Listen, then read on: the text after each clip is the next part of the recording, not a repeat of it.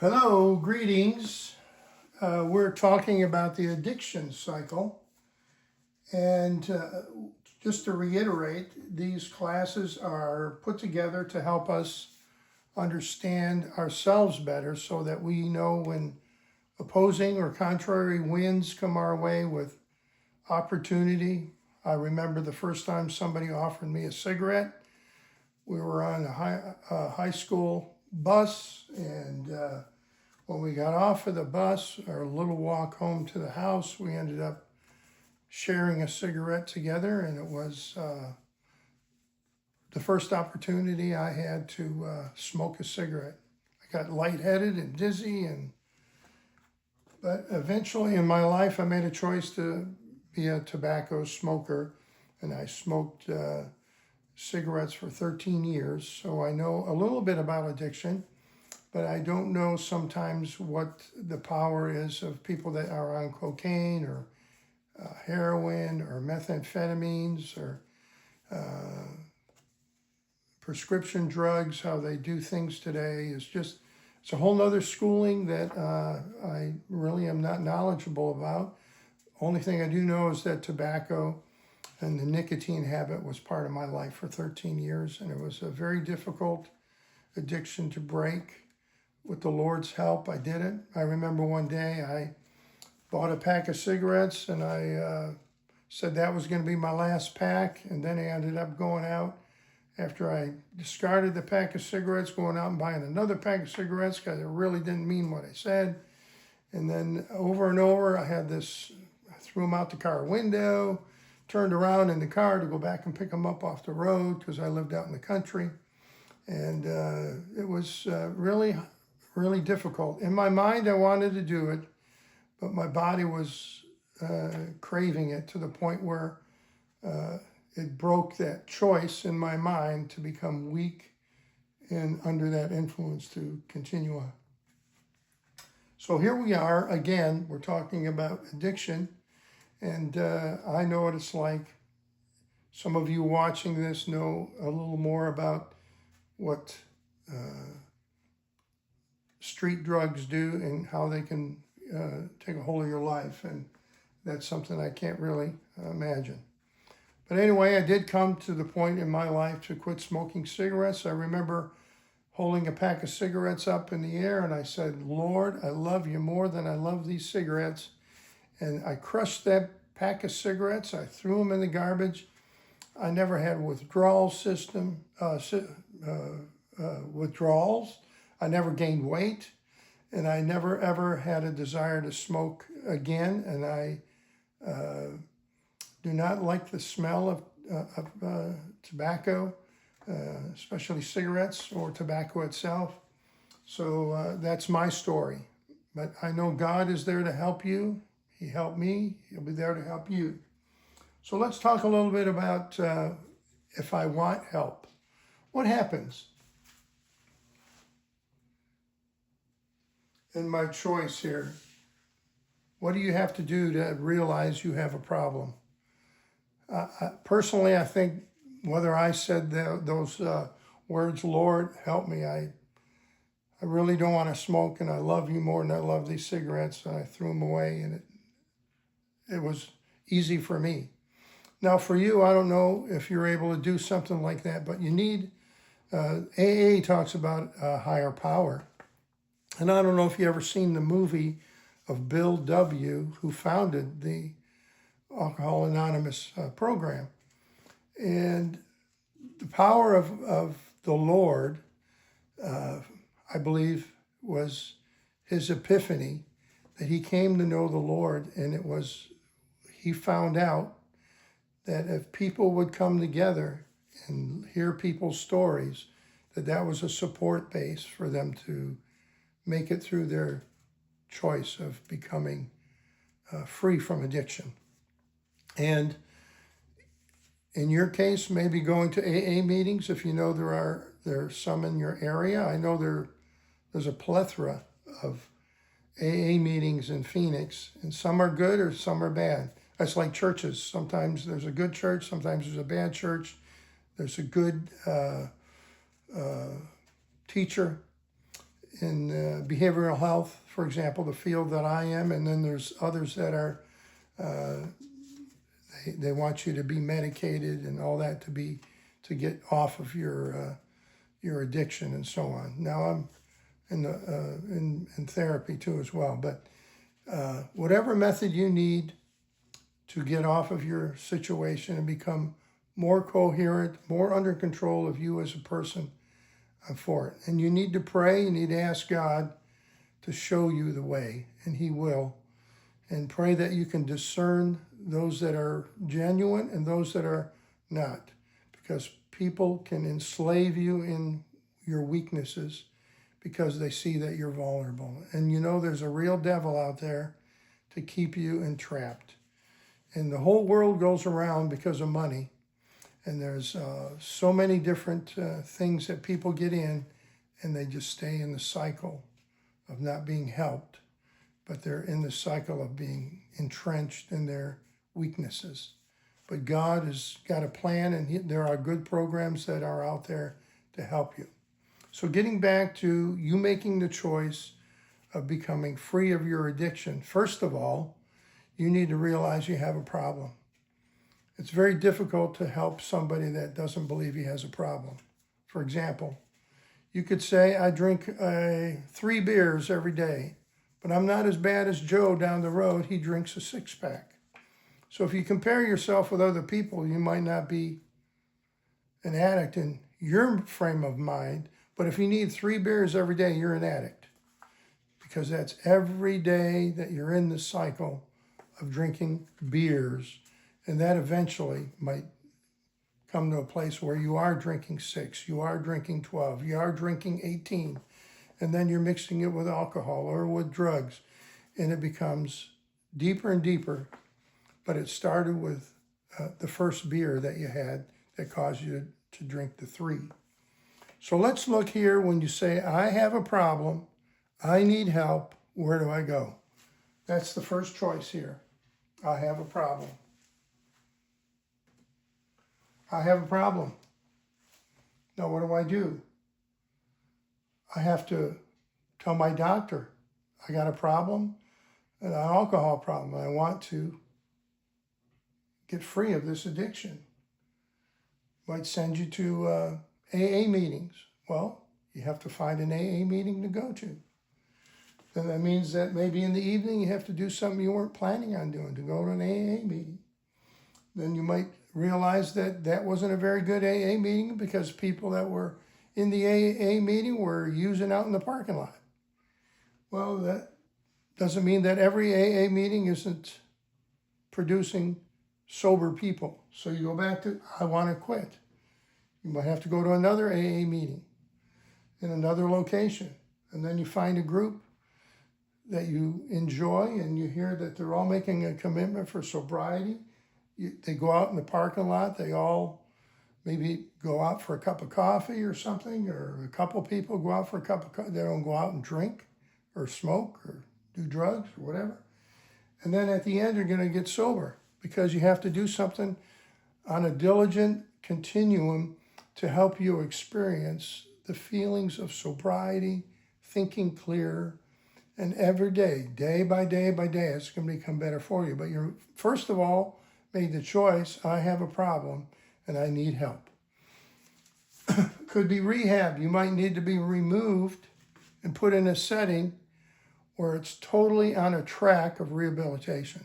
So you go to a place,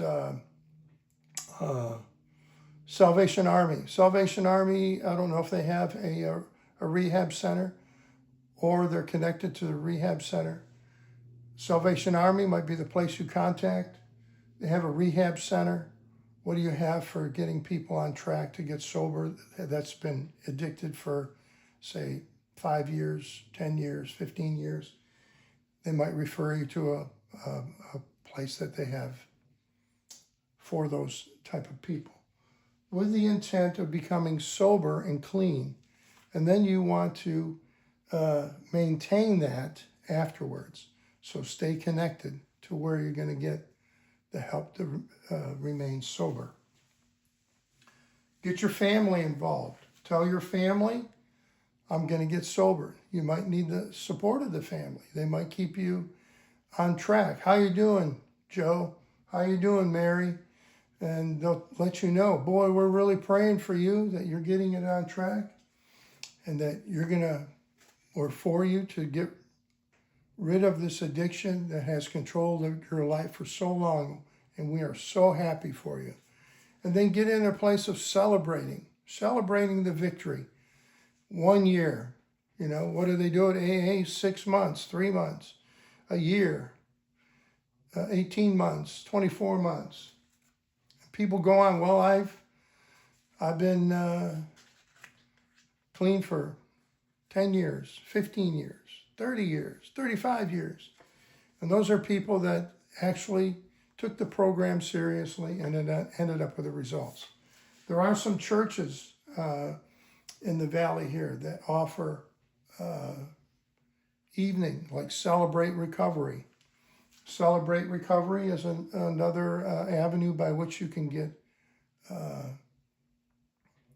assistance from a group, people making the same choice, hearing their stories, hearing the obstacles they're going through, hearing the victories of the things that they have accomplished in their life since they made the choice to become sober. And you can do this on purpose. You have to do it on purpose, otherwise, and intentional. I am going to be sober. I'm getting rid of this tobacco habit. I'm getting rid of this pornography habit. I'm getting rid of this gambling habit. I'm getting rid of this alcohol habit. I'm going to get rid of these drugs. I'm going to become a family man. I'm going to become a dad. I'm going to become a grandpa. I'm going to do things with my family. I'm going to include them. I'm going to be a listener. I'm not going to be avoiding everybody else's accountability. I'm going to be accountable to them. I'm going to listen to what they have to say and not be such a person so cold that doesn't realize they have a problem. And that's what God would want. God would want you to be somebody that was connected to Him and give Him a testimony for how He brought you through. So those are the good things that God can do for you because He loves you.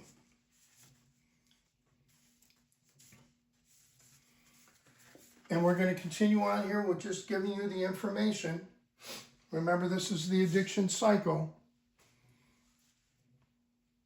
You want to have relationship with your family. You don't want to be living for yourself. You don't want to have these people in your life. They're going to get you in trouble. I'll tell you another simple but obvious story. People get in this place, they're removed, and they're incarcerated, still alive. They do their duty, whatever it is. They might do 6 months, a year and a half in the incarcerated system, in the prison system, in the jail system. Then they get out, and you know who they call to pick them up at the jail or the prison? They call their dealer or one of their homies they did drugs with. They don't call their family member. Because what happens here is they say, well, you're going to do it right this time? You got children. You need to be a good dad or a good mom. You don't want to hear that. But you'll go over here and listen to these people. Hey, we got a party going on for you tonight because you're out. We're going to have a good time. Well, the first thing that they do is they get in the car with the guy or the young lady or the lady. They don't ask if the car is registered and it has insurance. Is there any weapons in the car? Do you have a good driver's license? Because what happens, if they get stopped by this guy that picked them up in jail, you are now an accessory. You're somebody that's in the car that didn't do your inventory. You got in assuming this person was going to be thinking about you. But they had a gun in the car. If they had a gun in the car, they got a weapons charge now. And guess what? You do too. You just got out of prison, you're going to go back. The unfortunate thing is You have to think for yourself, and you have to do what they call prevention. Prevent yourself from going back. Because I hear the story, I'm never coming back when they get out. You're never going to see me here. I'm never going to have cuffs on my hand. Now, I've had people in my church that lived a long time outside, and they would be in the church and they would go back in the prison system, actually. And you might have heard their stories, some of them, and they've done well. But 98% of the time or 95% of the time, the person that was in that car gets the charge and they're back in the prison system, because I'd be doing these classes in prison. And I go, what are you doing back here? They go, oh, I was in the car with somebody that had a weapon, and, you know, I was with him, and I have to do 6 more months. Well, that's not the way you want it. They just so disgusted with themselves, they did that. So think for yourself, think prevention, think not going back, think having a relationship with your family and your children, and that'll do more for you than trying to get back inside of this circle. Right? You hear an amen on that side. Yeah. But that's the reality of it. And you hear other people, oh, I'm back in here because I didn't tell my PO I changed my address. These are all things that are going to come your way if you don't make a change. You got to tell your PO where you're at. That's just automatic. If you don't tell your PO, they're going to find you and you're going to get charged for not giving an address of your move. So think first. Remember, think first. Sharpen the saw. Here's how you can reach me. Info, thegreatcommissioninc.org. That's my email. info@thegreatcommissioninc.org. Or mail me a letter. I'll talk to you.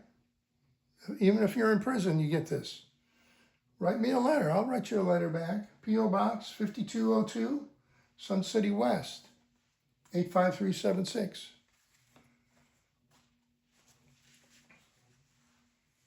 So, good information for you.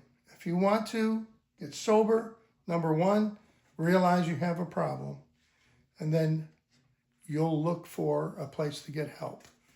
AA, local church, Salvation Army. Maybe there's somebody that will be ready when you come to that point, and they'll have the information for you. But there are places to go, and there are places that charge, and some insurances cover it. So just be honest with yourself, and there's help out there. And go through the help. And look at the end of the road. You're going to be sober, and you're going to be doing what you want to do in a rightful way without having to hide from yourself, and be proud of your life and be proud that God saved you. Get him involved in your life. If you don't know the Lord, ask Jesus to come into your heart. When you do that, repent of your sin. Ask him to come into your heart and cleanse your heart from the sin that you've been involved with. He will forgive you. And then lift your head up and then walk on and read the word. Get involved in a Bible preaching church. Let people know your testimony of how good God is and what he's done for you. Well, this is Greg Beluzzo. Here's the information, how you can receive information from me. And looking forward to talking to you the next time. God bless.